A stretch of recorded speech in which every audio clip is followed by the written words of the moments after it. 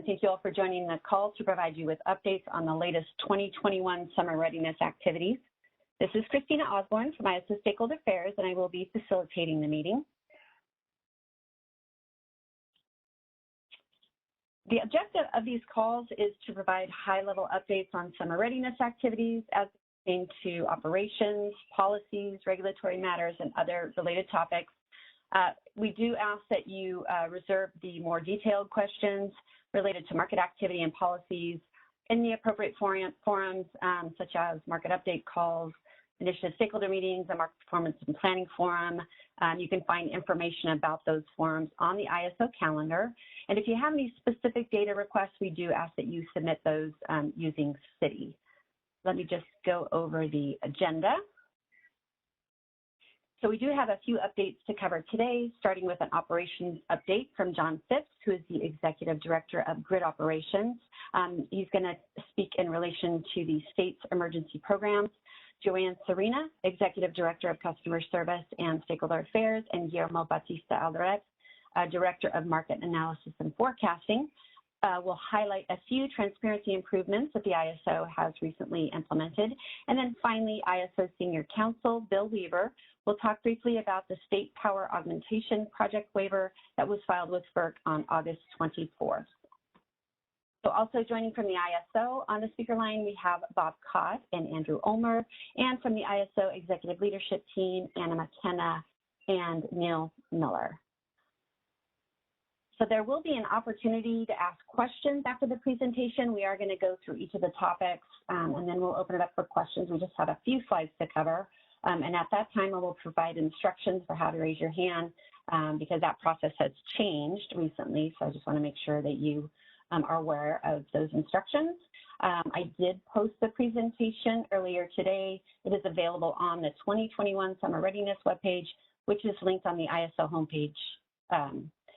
And it's available under, there's a related folder where you can find the presentations. We are recording this call, and we will make the video file available at that same location. It will be available for a limited time. We just ask that you request permission from the ISO before reprinting any related transcriptions. So with that, I'd like to turn the meeting over to John Phipps. Morning. Thank you, Christina. Good morning, everyone. Yeah, just wanted to cover a few items. We are here at the end of August. The end of summer officially is September 22nd, but many of the items that we've been working on this year are going to also come into play as we head into this more extreme fire risk season in September, October, November. Everyone's probably aware that there are a considerable number of fires currently, but as things continue to dry out, we are seeing that the fire season lasts almost well into December. The state has created some new programs that are allowing us to see. The state has offered up programs that the ISO does not really actually manage or administer, but we do have our declarations that trigger some of these state programs. So on this slide here, we're trying to demonstrate the different state programs and where they can be triggered, whether it be activation of the program or actually triggering of the program. So with the state's power augmentation program, the emergency load reduction program, and the California State Emergency Program, these can all be kind of trigger activated in the day-ahead time frame if the California ISO sees a resource deficiency in the day-ahead market and triggers an alert. Then as we roll into the real-time market, if there was not previously an alert triggered, if we also then in real time see shortages of resources, the California ISO would issue a warning, and then those can also activate or trigger these programs. The California State Emergency Program, though, in real time does require a stage 1 emergency declaration versus being just in a warning. So this is just this slide here, just trying to kind of demonstrate exactly where these programs fit into the ISO's processes and our declarations. Again, we don't administer them, but we do try to coordinate with the load serving entities and the scheduling coordinators that do administer these programs to make sure that there's clear understanding of the state that we're in or the conditions we're in and how their programs can be effective. With that, that's really what I have for today. There's been no other major issues since the July summer readiness meeting. August has been somewhat mild. We'd have had quite a few fires and we've had some high temperatures, but luckily not across the entire West all at once. And so the different balancing authorities have been able to help each other out as we've had some high-low days and/or fires threatening some of the lines. So overall, the California ISO Balancing Authority has had minor issues in August. So that's, I'll open up to any. Thank you, Christina. Yeah, thank you, John.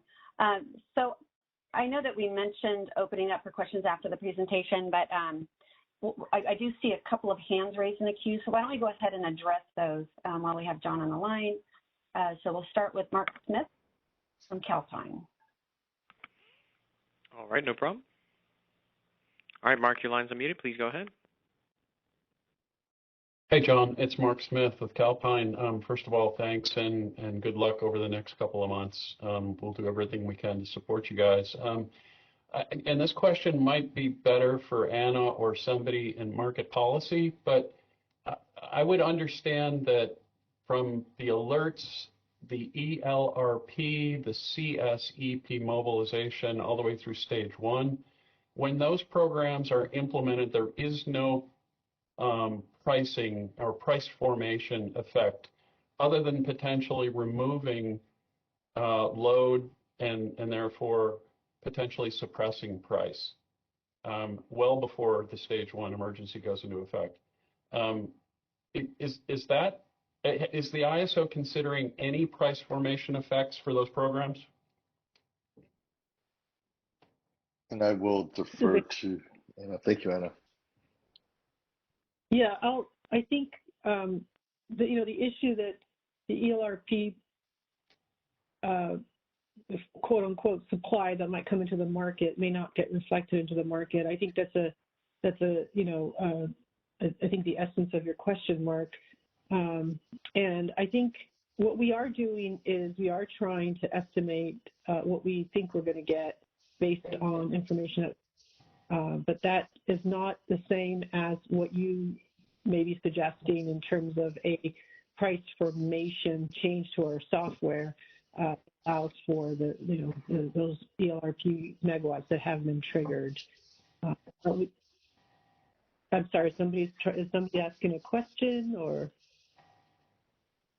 background noise? I'm not sure. Okay. Sorry. So that's what I know, and we can follow up with more information on that, Mark, if you have more questions. Yeah, Anna, I do have another question. Since there won't be a price effect, can you give us or give the market any understanding or estimate as to what participation is in these programs? Is it tens of megawatts, hundreds, or thousands of megawatts? It's all completely untransparent to us. I'll take that back, Mark. I'm not sure what kind of information we have or can provide, but we'll see what we can do. Okay. Thanks, Anna. And thanks, John. Good luck. Thank you, Mark. I appreciate it. We have one more caller in the queue.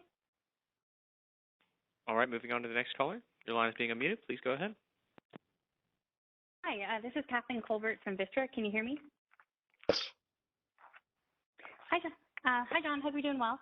I'll echo Mark's good luck and glad things are going well so far. And I have a wooden desk, so knock on wood. I think I have a simple question, and I may have missed this acronym, but this State Power Augmentation Program is not an acronym that I'm yet familiar with.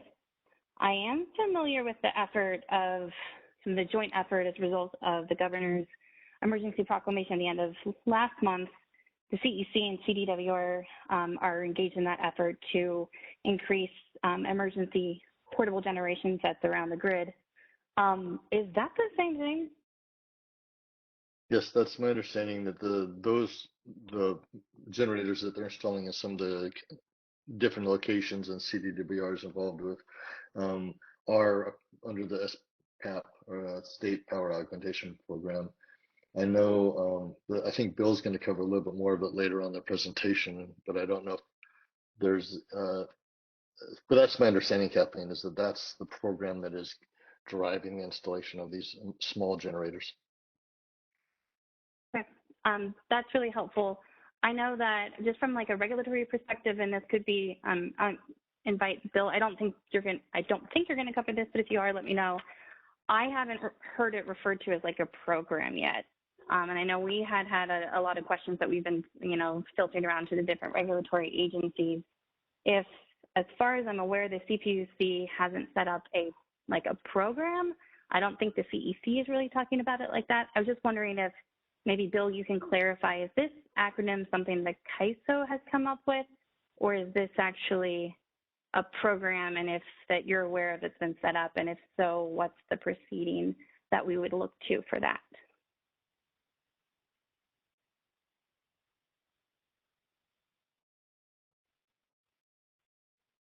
You might have your phone on mute if you're trying to respond. The double mute. Had the WebEx remuted. Sorry, I've never heard it referred to as the State Power Augmentation Program either. It might just be a mistake on the slide. I've only heard it referred to as the State Power Augmentation Project, which I think we just, I don't know where the acronym came from, other than a need to stop saying that CEC CDWR thing that we're working on. Yeah. Okay. No, I we'll appreciate the candid response. I'm having, and it's okay if I kind of like the acronym, so I actually supported it because I'm in the same boat where it's a very long sentence every time I want to be like, is it the thing that da da da da da da da da da da da? And so if we do set up something for that, that's great. I just wanted to confirm I wasn't missing something. So I really appreciate that clarification. And if this is something you're going to touch on later as well, please let me know. I wanted to make sure, I had some questions for that new kind of project, those emergency megawatts that would interconnect, as far as how your expectation is you would use it. Are you expecting that they will be resources with a resource ID, a PGA, and offer into the market and be dispatched economically? Or is this slide communicating to me that these would be treated more consistently with like RDRR? It's a similar treatment here. It gets triggered under the warning phase. Yeah, we're still developing answers to those questions, but we'll cover that more as we get to that in the slides, if that's okay. No, that's great. Happy to wait. I just wanted to check if this was the right time. Thank you. Okay. All right. Thanks, Kathleen. So let's go ahead and move on to, we're going to talk about some transparency enhancements. So Joanne and Guillermo are here to talk about those. Great. Thanks, Christina. And good morning, everyone.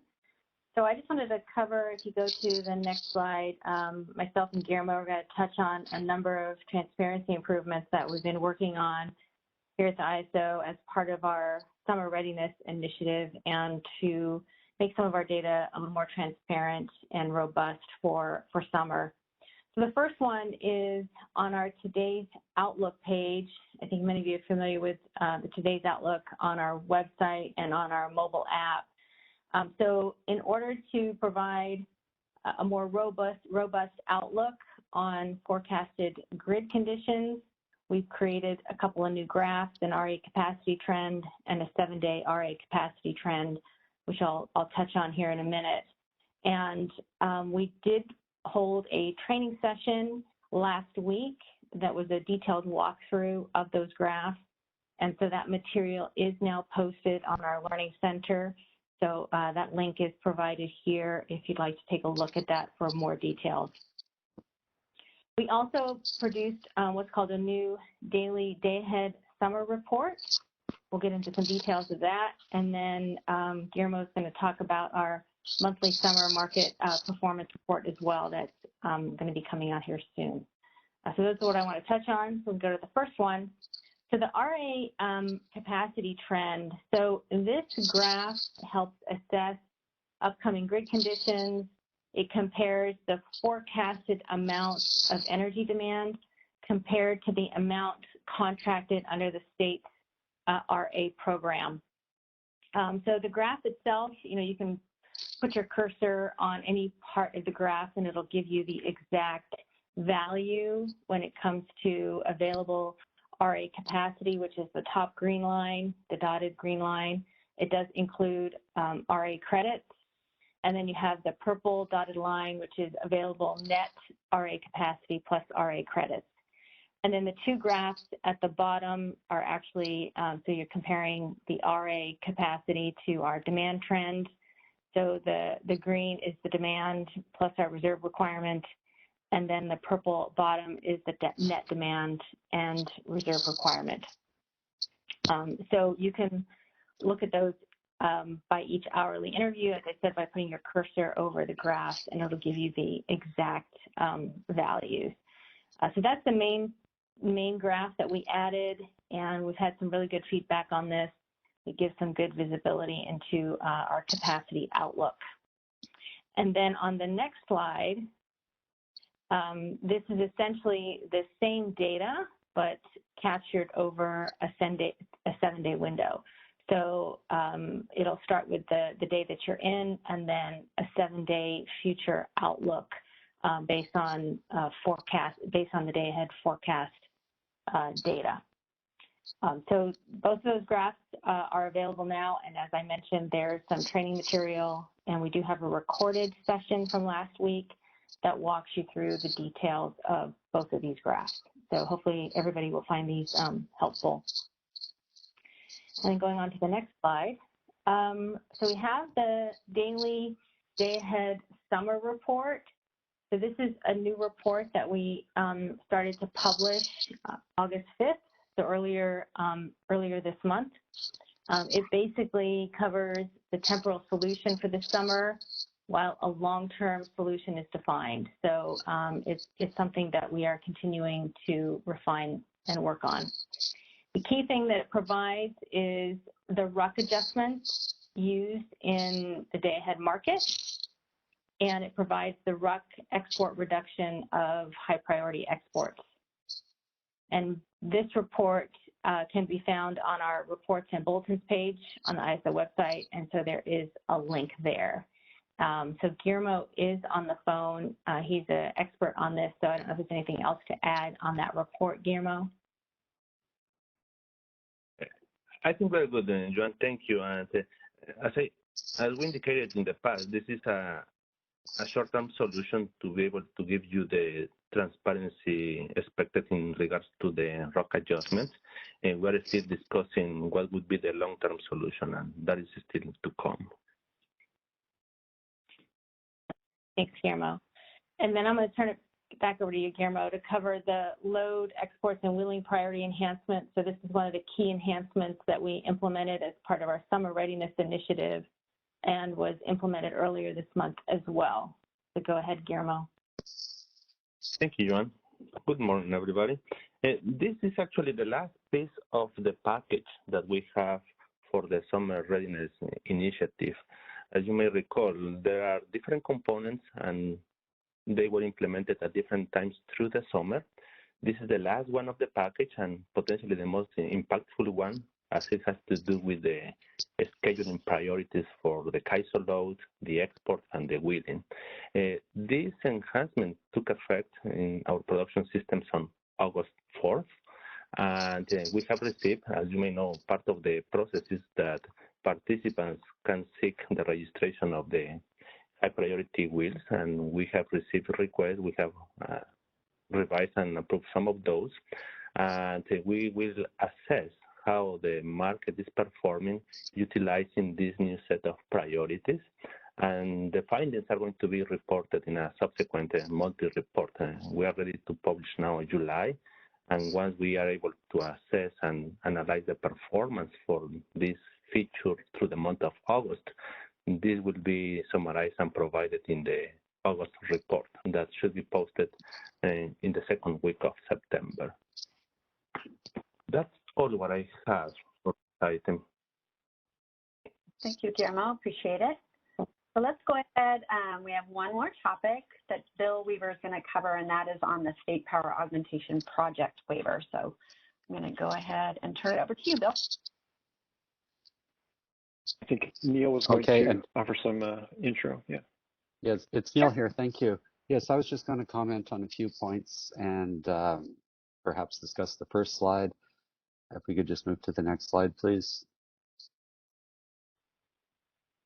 Yes, so as Bill already clarified, the term was the State Power Augmentation Project, and that's the name that CDWR and the Energy Commission landed on for this activity.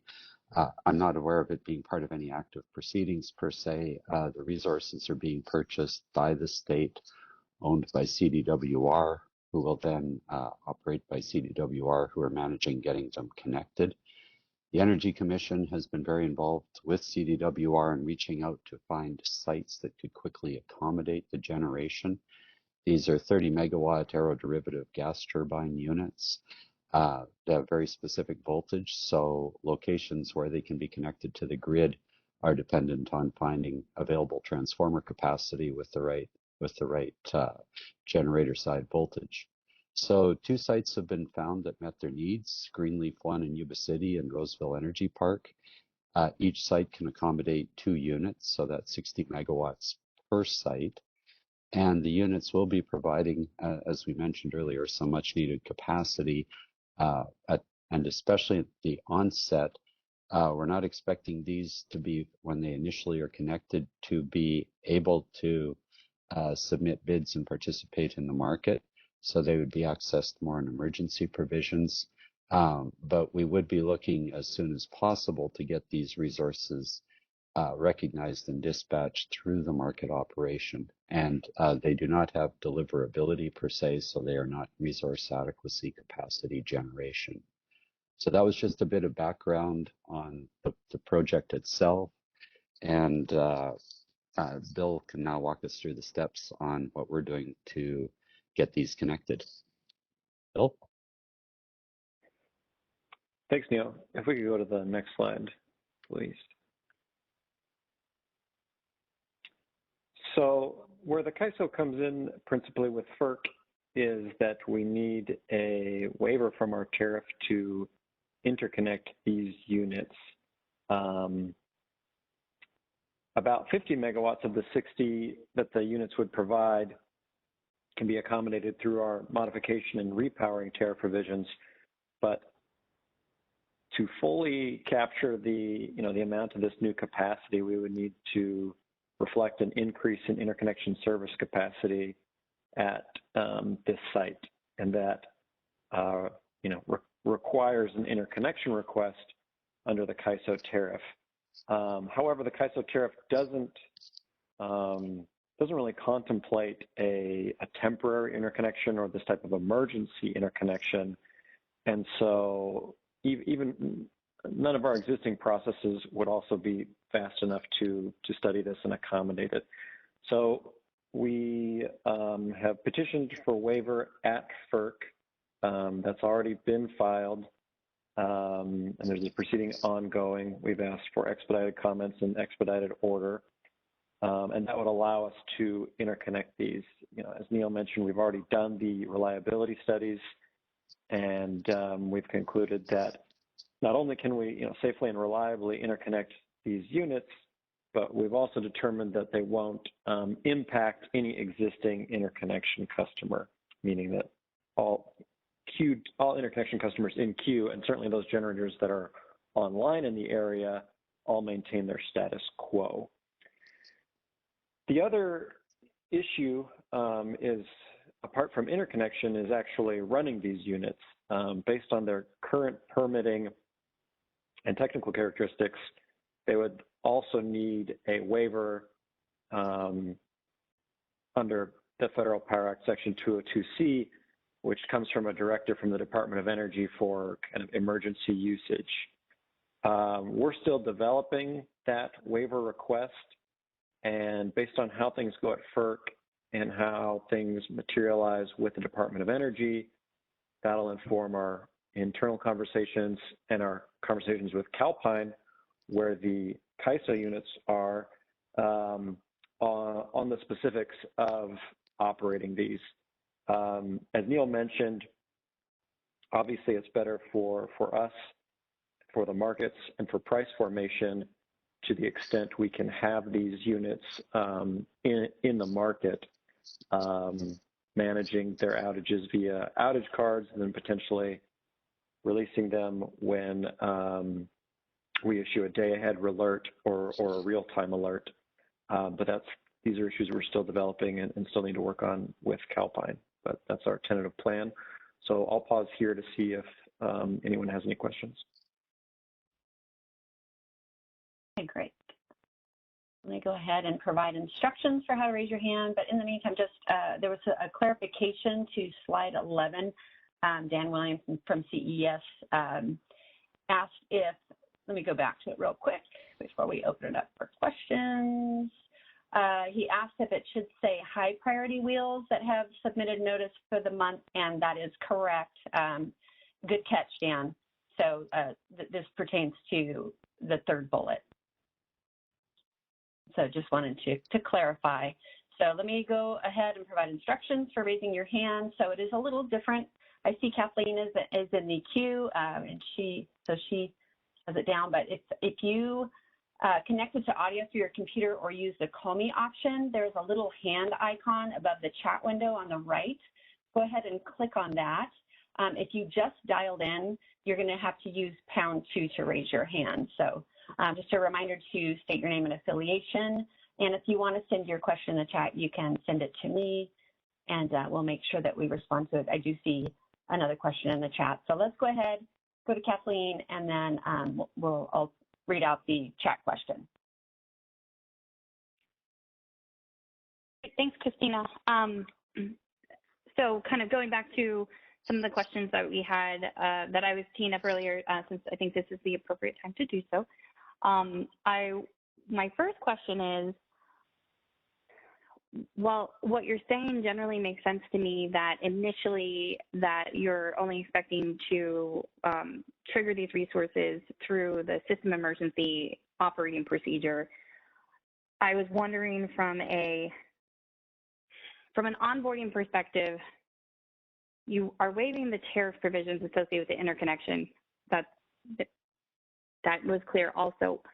I would like to know, I'd like to know whether or not your expectation is that these resources, you're waiving the interconnection, but they're still expected to go complete the new resource implementation process prior to achieving COD, like you would have to do for a normal resource, which so we'll start there.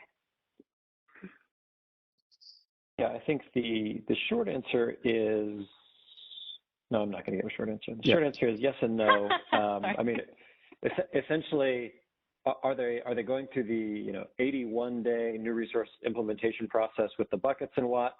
No, not per se. On the other hand, we've rapidly done everything that would be required in the new resource implementation process so that these are modeled. In fact, I think we've already included these generating units in the last model release. Okay, that's helpful. As a part of that process, and let's just say the expedited NRI, as a part of this expedited NRI process, are you executing participating generator agreements with these resources? Yeah, so I mean, let me try to preempt a number of your questions. If we were to do anything else that the tariff would otherwise require, then we would have had a petition for waiver for it.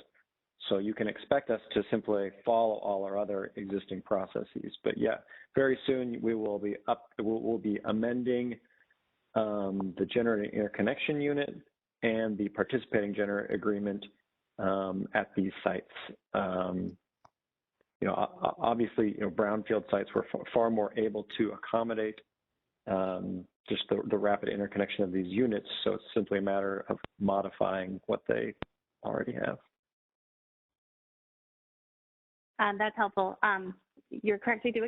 I think we expect that, but I also like to hear it confirmed. So I thank you for confirming that all of the other provisions, at least that are in the tariff, to onboard resources are going to be met, even if it is maybe deviating a little bit from some of the manual details.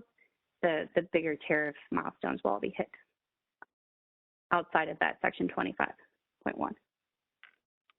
Yes, and it's Neil here. I'd just also like to just add in that all of the technical study requirements and to ensure that reliability is maintained, all of those steps, including EMS visibility and operation, have to be in place. In terms of market participation, that could take a bit longer to establish, especially with the emissions issues and the 202C issues that Bill talked about.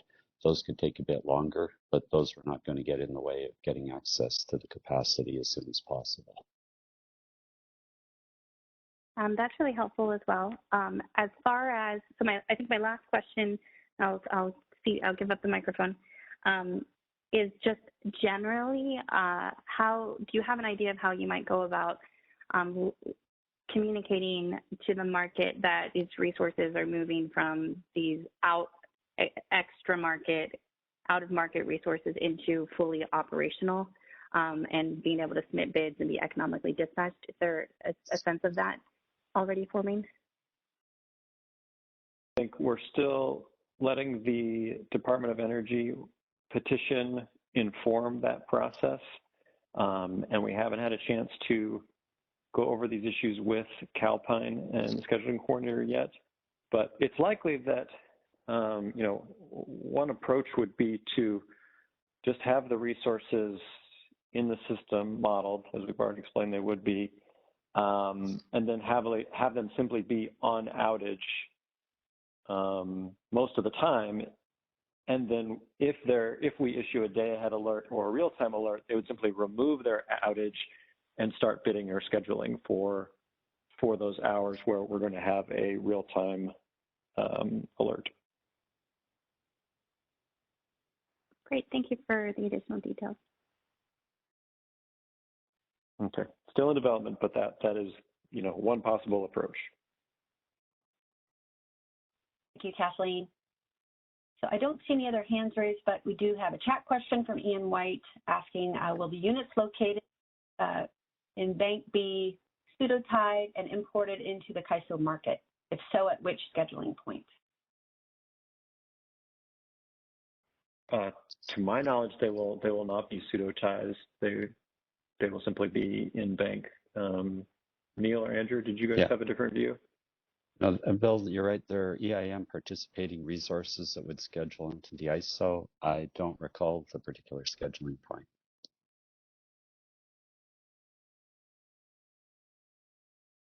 Hopefully that answers your question, Ian. Feel free to send me a chat if you have a follow-up question. So let's give another opportunity for anybody else to ask questions. Again, you can either select the hand icon above the chat window or press pound 2 if you dialed in to the meeting.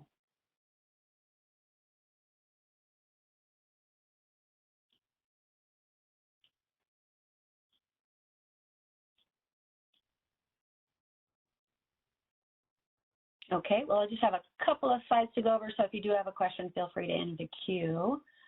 So one, I just wanted to highlight the Energy Matters blog. This blog, we launched it earlier, I think in spring, and the intent is to provide timely insights into the ISO grid, market operations, as well as other industry-related news. So I do have here, I wanted to highlight a recent blog. This was written by Mark Rothletter, who is Senior Vice President and Chief Operating Officer, that features a new 400-megawatt energy storage facility in Monterey, California. This is the largest facility of its kind. So Mark and Anna McKenna, the Vice President of Market Policy and Performance, had an opportunity to tour this facility during the ribbon cutting ceremony a couple of weeks ago. So they provide a little more information about this facility in the blog. So I encourage you to read that. The link is here on the page. And you can also subscribe to the summaries, the monthly summaries. So I've provided that link as well. And Dan, I do see your question. So let me go ahead and read that off. So Dan Williams, CES, has the CAISO published a CPM SC report that captures the total capacity acquired since the beginning that is active for September going forward?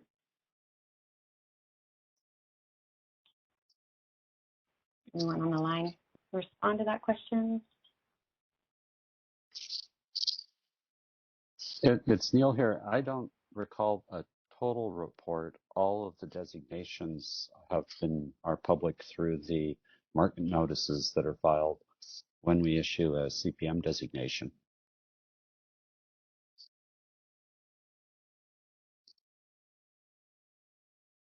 Hopefully that answers your question, Dan. Yes. No, if you have a follow-up.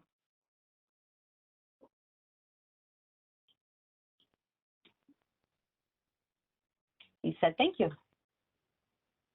Okay, I don't see any other questions in the chat or in the queue.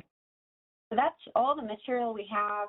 This slide just provides some extra resources for you related to the summer readiness activities. We do have one more call scheduled in September 24th. We will issue a notice with the details for that call a week prior. And then, yeah, that's our last call for the summer. So we greatly appreciate your participation in these calls. And if you have any questions, feel free to reach out to the Stakeholder Affairs mailbox, ISO stakeholderaffairs@CAISO.com. If there is anybody who is with the media, please make sure that you reach out to the media office, and that is at the ISO media@CAISO.com. And that is all we have for today. So thank you very much. Thanks for your help, Adam, and enjoy the rest of your day.